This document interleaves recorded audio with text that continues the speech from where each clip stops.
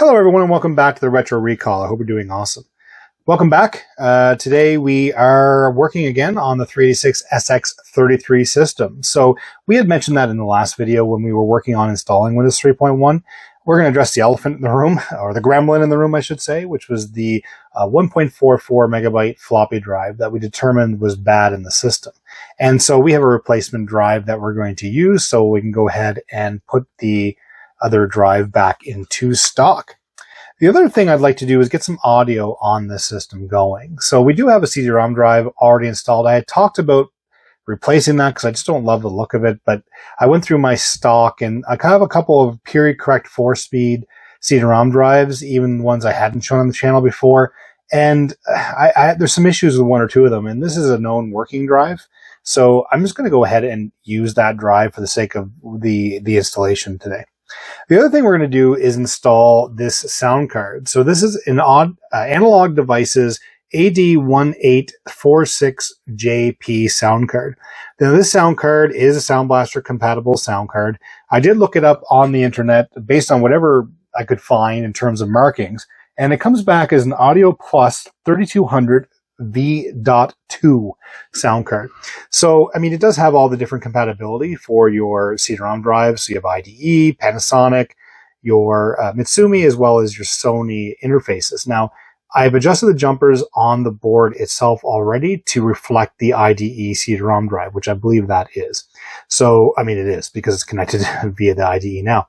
So we're going to go ahead and use this. Now, the nice thing about this card itself is it does have a DOS interface that you can install that allows you to go ahead and adjust the IRQ settings and the resource settings for the actual card. So we will be able to do that and jot that down to be able to install that in Windows 3.1. And also, I mean, on the back of it, we have our game port, we have our audio out, our volume control, which is quite sticky there. So I'm going to go ahead and use some deoxit on that as well, just to kind of clean that up. I imagine this card has been sitting for quite a while. Again, this was donated to me, hoping it does work, as well as a line in, line out as well. So I'll just spray some deoxit inside there, and as well as along the card edge as well, just because, again, I've taken the toothbrush already. I've cleaned it out with isopropyl alcohol, but just good to have some deoxit on there as well, and as well as inside the ISA slot on the motherboard. So the other thing I went online is I was able to get the drivers and utilities for this card. So I do have what I believe is what's required to get this going. So we have that. And finally, I'm going to venture even further and install this baby into the system. So again, I don't like how the floppy drive is up top. I mean, I like to be able to use one of these bays for that. So I'm going to go ahead and put this 5¼ inch drive into that as well, into the system. Now, I mean, everything looks like it's working okay on the system, or on this, floppy drive. I do not know. I have not tested this drive. This drive was donated to me and is the only other 5¼ drive that I have. The other one is installed in the Pentium 200 system that we did on another video. So, I mean, it'll be good. At the very least, it matches the yellow of the case. I am going to be retrowriting this once I know that all the components work, but for the sake of today's video, we're just going to go ahead and use this in the system. So, without further ado, I'm going to go ahead and start to prepare the bench, and we'll get the system all ready to start installing these components. Okay, here we are all set up on the bench. We have the monitor out of the way, the keyboard and the mouse are gone. And now we have just our tower itself. So I'm going to go ahead and just start by removing that top bay, just because we don't want that anymore, like I had mentioned. And yeah, we're just going to get that removed. So there's only 4 screws here. Now that's going into a plastic enclosure, so it's a little tighter, but we'll get that removed there, no problem. And let's put the screws aside. And we'll do the same thing on the other side of the system. Nice thing about dual sides, they use screws on both sides.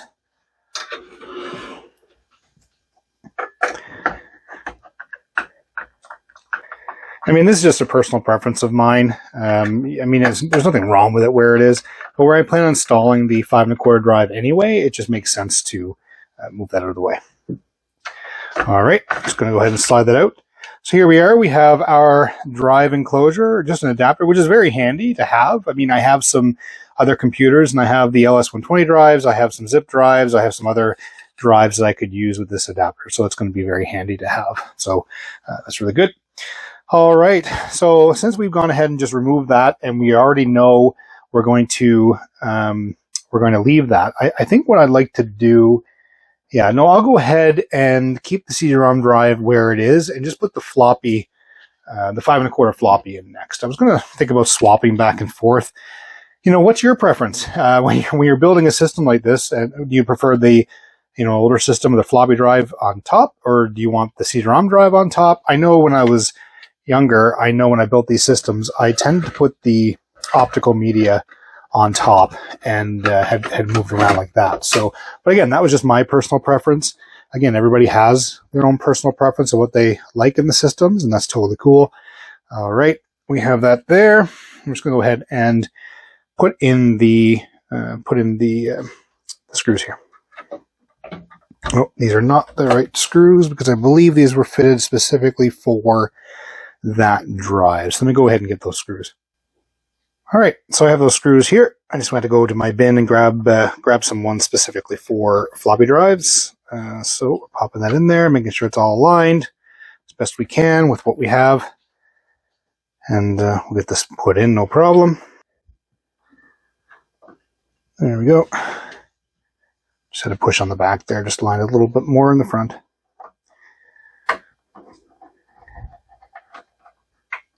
There we go. Okay. We have the drive installed there. Now it's going to require one of the Molex connectors for that as well. And where we're going to go ahead and put the floppy drive down below, I'm just going to go ahead and pop out one of these connectors here. Now, I do not believe these are for this case specifically, just because of how they came out, but I mean, that's okay. We'll go ahead and do that anyway. All right, and again, we'll pop this drive, which is much newer. I could have grabbed a yellower one out of the case, but out of a yellowed case. But I mean, for the sake of what we're doing, and I'm going to be retrobreading this eventually, so we'll be able to go from there. Okay, so due to the accessibility of the other side of this floppy drive being behind the motherboard support, I had to do a bunch of finagling to get in where that screw was. So I did that all off camera, just for no other reason other than some choice words were said. not really. So again, we got that all taken care of. And over here, we now have the floppy drive connected to power and to the data cable. And I also have the same thing for the floppy drive. So that's all completed.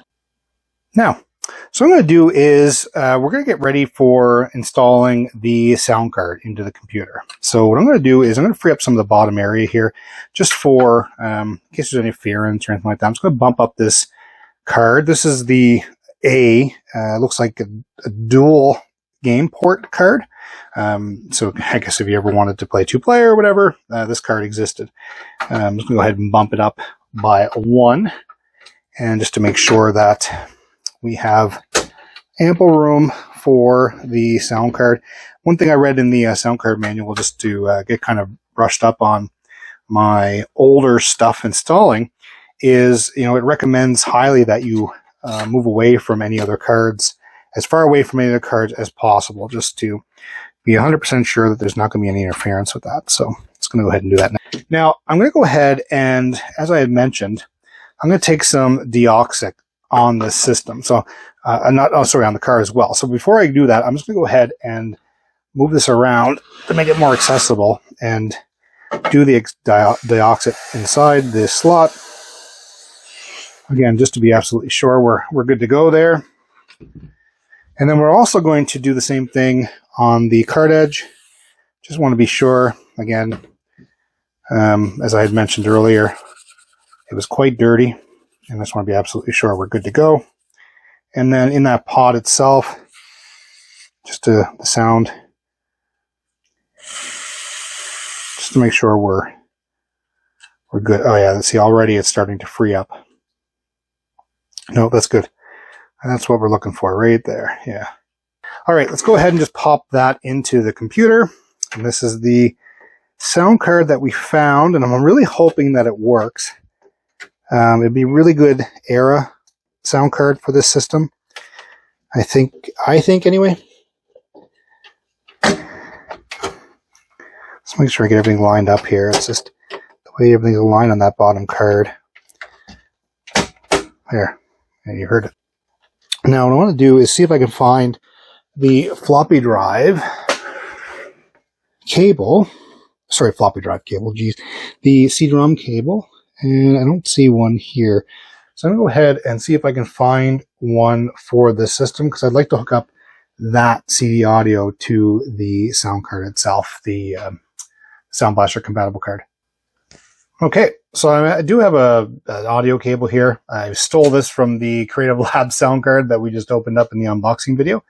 And I mean, it's pretty straightforward. So I'm just going to go ahead and pop this in the back of the drive and where it says to put it. And of course, these cases are nice and easy to work on, and there's so much room. And yeah, the only thing I haven't done yet today is cut myself, so that's good.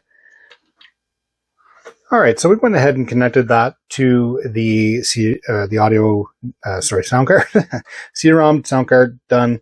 Now I'm using the different port on that. It claims for Panasonic. We'll see if that audio cable works.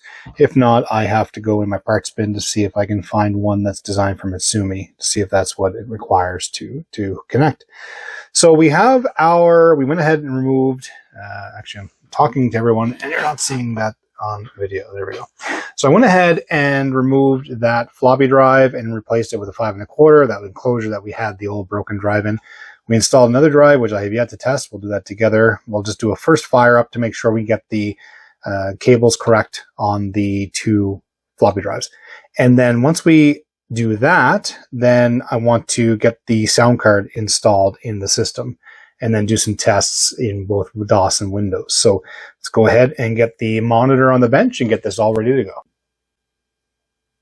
Okay, so we're back. And I had a bit of a video problem with the camera, and I've corrected that, but then realized I wasn't filming. However, you didn't miss much. I know this says differently, but slightly different now than we saw earlier, because I did swap the 2 drives. Just because of the lengths of cable that I have in here, it was easier to reach. The IDE cable was long enough that I was able to go from the hard drive to the CD-ROM drive, no problem. However, like I said, these needed to be relatively close together just because of the nature of the cabling and how I had to swap it around. Back up in business now. We have the system all set up here. I haven't turned it back on since I've readjusted the cables and readjusted this. So let's go ahead and just turn it on. And we'll see the experience. So, so far we don't have the lights solid anymore, which is wonderful. I'm just going to go ahead and double check that the A and B drives are selected in the CMOS. And I have floppy A set for 1.44 and floppy B set for 1.2, 5 1/4. Now, I do not know, I'll say it again, I do not know if that's a 1.2 or the 720K. I'm just going to adjust this monitor a little bit for everybody. So I'm going to have to just test the disc, and I don't have my 5 1/4 floppies handy at the moment. I didn't have it for my other video either. I am going to get them out of storage and get them so that we can start using them in these systems, which is why I have these drives, which is why I'm doing it. And now I feel like it's starting to look like a thorough 386, though. I mean, we have our 8-speed CD-ROM drive. Again, I could have put a much faster drive in here, but I didn't want to. I wanted to keep as period specific as possible. That's why I was looking for a 2 or a 4 speed to replace this with. Unfortunately, I didn't have ones that are functional. And then we have our 5 1/4 drive and our replacement 3 1/2. Okay, so we go ahead and everything looks good in here now. Everything's looking good. So I'm going to go ahead and do not write because I didn't make any changes. And let's see if it seeks properly.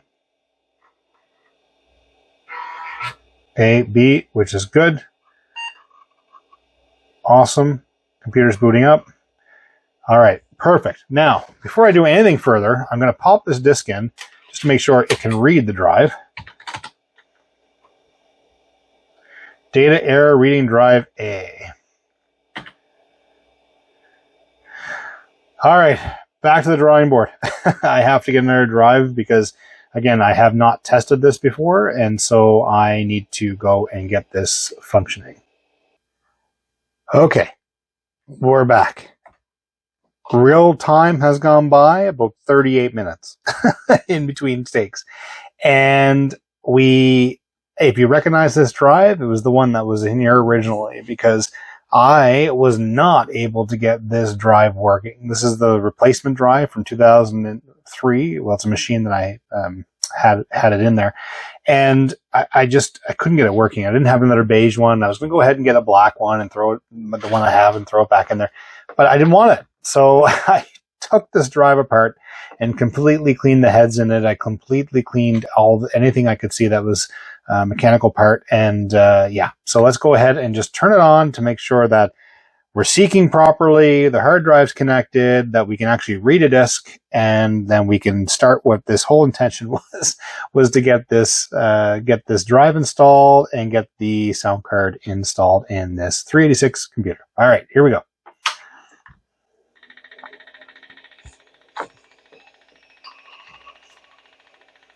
Do the memory check.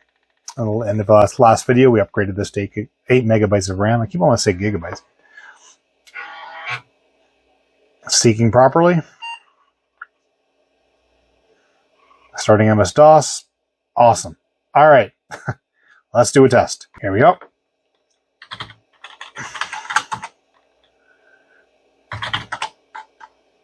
All right. So it's reading the disk just fine, which is wonderful. All right. Let's go ahead and get the software installed. All right. And this is the sound card. It says you install the utilities. So we're going to click on we're going to say yes to the directory it wants. Are you sure? Yes. New directory created, and now it's copying the files. And this is a test for our disk drive cleaning process that I had completed off camera.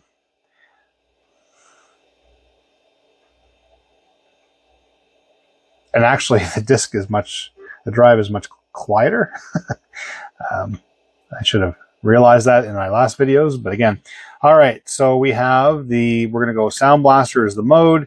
220 is what do we have it set up as, DMA1 and IRQ7. So I'm just going to go ahead and jot those down just to make sure I have them here, but that's what I have, I believe I have set up. And that's pretty standard. Game ports enabled, MIDI is disabled, that's fine. And then CD-Rom type is going to be, let's go ahead and edit that type there, enter to change, and we're going to go IDE because I want it to select. So then it gives the CD-ROM address is 340, the IO address, the DMA is 3, and the IRQ is 11. Now, where this is not plug and play, even though I can go in and change all these settings, this allows you to do all that. And then, of course, I'm sure the CD-ROM will adjust accordingly. The resources, I think we're in good shape here. So we have all that installed, and we're going to hit escape to exit. Because now that I believe that's all been configured, save setting and exit, yes. Okay. And so, yeah, this is the sound card mixer. I'm just going to go ahead and plug in a set of speakers to see if anything's playing through this. Okay, so we have our speakers plugged in there now, and it didn't make any difference in the sound. I used some deoxit in the port for the with the speakers plug into. So I have that all done now, and I adjusted the volume control up and down. It didn't make any difference here, but it says here, program will scan the IO address, IRQ number, and DMA channel of the sound card automatically and supports a text test for playing voice, synthesized music, and recording. If any hardware conflicts with any other adapter, cards, or jumper settings detected, the report will display on screen. So press any key to start testing. Press any key to continue. DMA channel test OK. So let's go ahead and output music.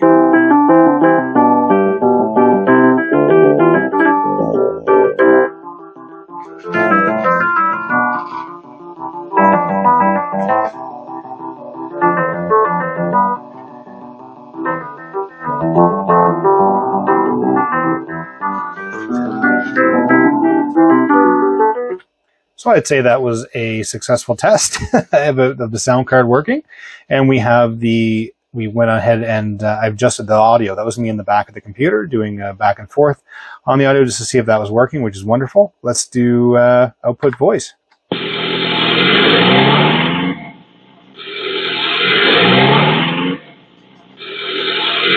All right. So we have voice working, we have our music working, and I can't do the record test because I don't have a microphone hooked up. But yeah, I think that's a successful test of the sound card in DOS. So we'll go ahead and I just want to exit. I said yes. So there we go. We have the, what I feel like is installed in DOS, the sound card. So let's go ahead now and go into Windows and let's work on getting it installed in Windows. Good old Windows 3.1 should pop up for us. I have all the settings written down here on the piece of paper here, so we should be good to go.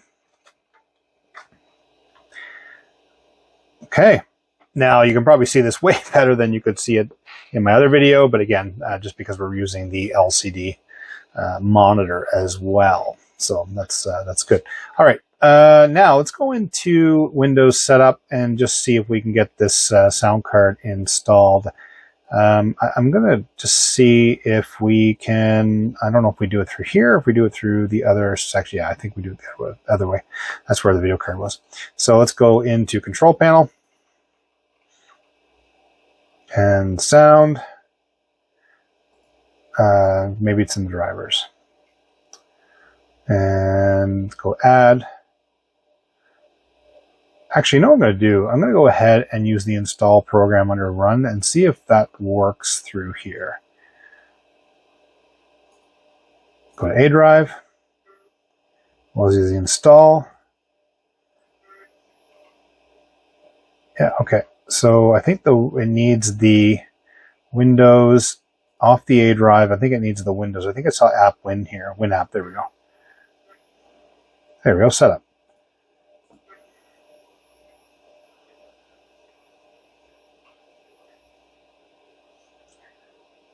And this must be the audio software directory. So we're installing it.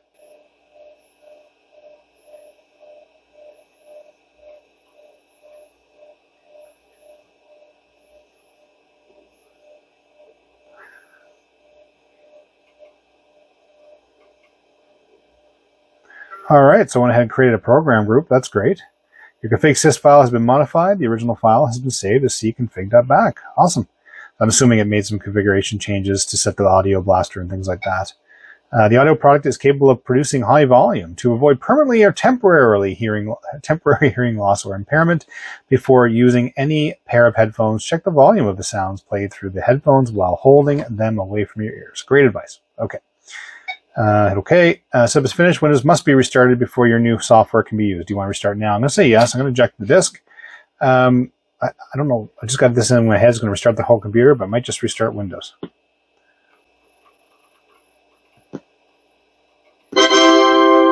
We have sound. Look at that. That's awesome. The Windows 3.1 startup sound. The trumpet, excited trumpet there. All right. So we have sound in Windows 3.1. That's awesome. All right. So we have all that good to go. Now let's run CD player. Let's see if we can see if it recognizes CD-Rom drive first off. It says no CD in drive. Hit eject. Nothing. All right, so we have to get that disk working, this disk drive. It doesn't detect anything there, so I'm going to go ahead and see what we can do to get that disk drive working. All right, so we're back again. So where we left off, I was working on getting the CD-Rom drive going. So I have a floppy disk here, just a simple CD-Rom device driver installation CD. All it does, it has a universal driver, it installs it, you just type install, it asks you the path of mcdxe.exe, which is what tells the computer to assign the drive information and go from there, just to get it to work. So now that we have that working in DOS, we can clearly go ahead and pop in the Windows 95 CD, just to make sure that we can read the disk again after I've gone ahead and just restarted the computer a couple times to make sure it absolutely works. So I'll hit Drive D and we'll go dir. Here we are. No problem. Windows 95 CD is reading there. All right, let's go to C and then type in Win. So we'll go into Windows 3.1 and we'll see if we can get the CD player working 3.1. Now that we know it's working in DOS, which is what Windows 3.1 is running off of. Interrupt 10 was specified, but is being used by another device. Interrupt 7 was selected instead. So Steam Media Driver Alert. This must be because, again, we just got the CD-ROM drive working in DOS now. So, again, it detected it automatically and was able to fix it. So,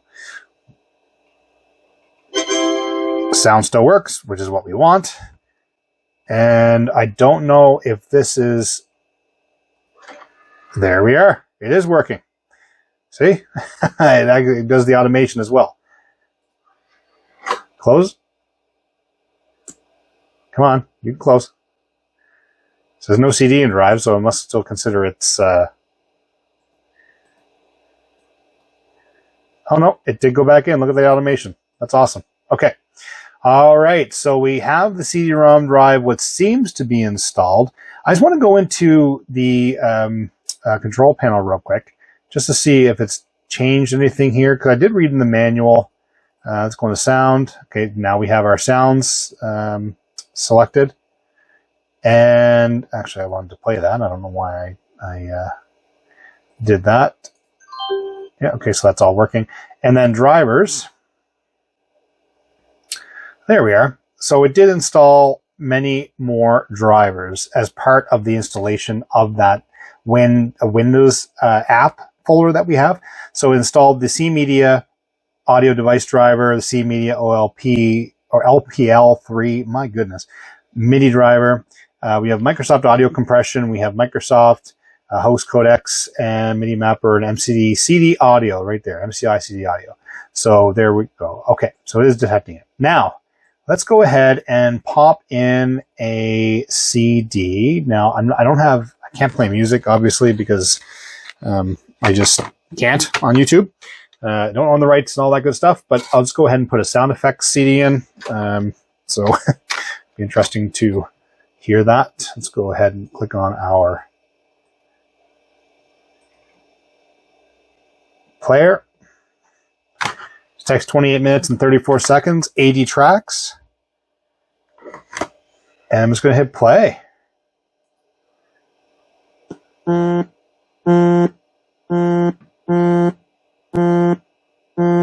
It's working.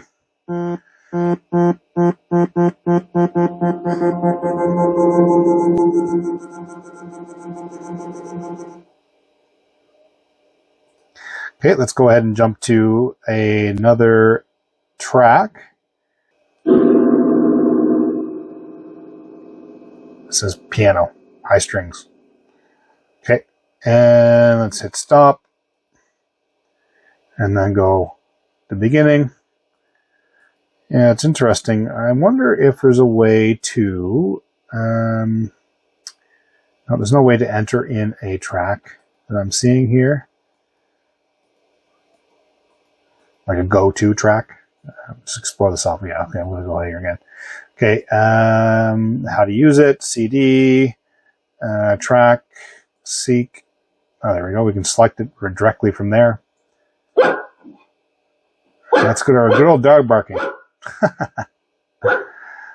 Okay. So it's consistently working. So that's good. So I'm able to go ahead and try different sound effects. I'm able to play the CD. It seems to be like the CD player seems to be working fine. What's this do over here? Is that shuffle? Oh no. Okay. So I can create a CD playlist. Oh, that's cool. All right.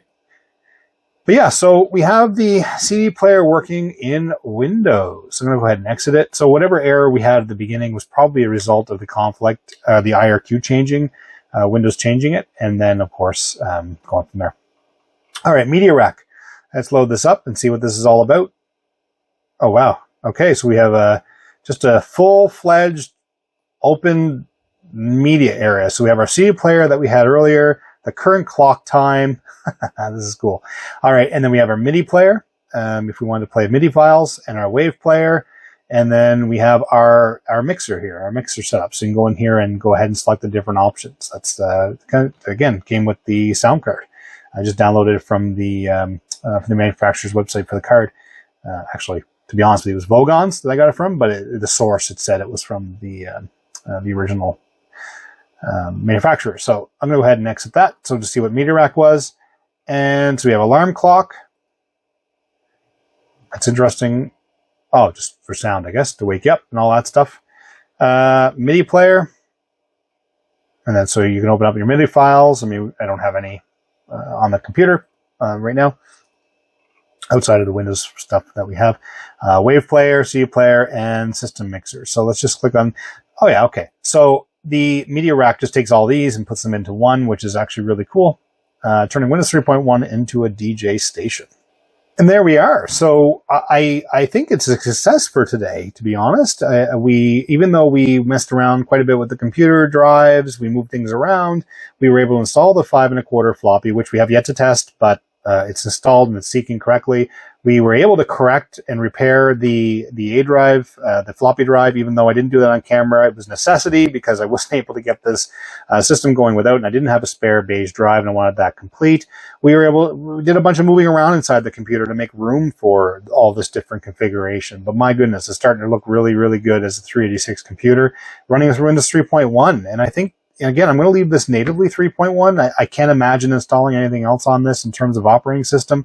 We installed the sound card. We have a fully working 16-bit Sound Blaster compatible sound card installed in the computer, and we were able to test the audio in DOS, and that's working. And we also have the CD-ROM drive working in both in DOS. And again, just through some configuration on the back of the drive, there was definitely that master and slave that we had to correct. And so we have the master selected on there, and it's detecting it every single time, which in then turn tells Windows. And so we were able to get all the software installed and do a test of the CD player and the audio. So again, if you like today's video, please give it a thumbs up. If you have a comment, please leave a comment down below. I'd like to hear your stories. I'd like to hear, your experience with this type of equipment. And again, what was your experience like back in 1992 when you had a 386 computer? Did you install audio? Did you have all this? Did you install the multimedia features? And again, please subscribe to the channel. It really helps out. I know I keep on saying that, but it really helps out, and I really appreciate it. Hit the bell button above. You get notified when I get new content provided. And that's it for now. So thanks again for spending time with me, and we'll see you in the next video. Bye-bye.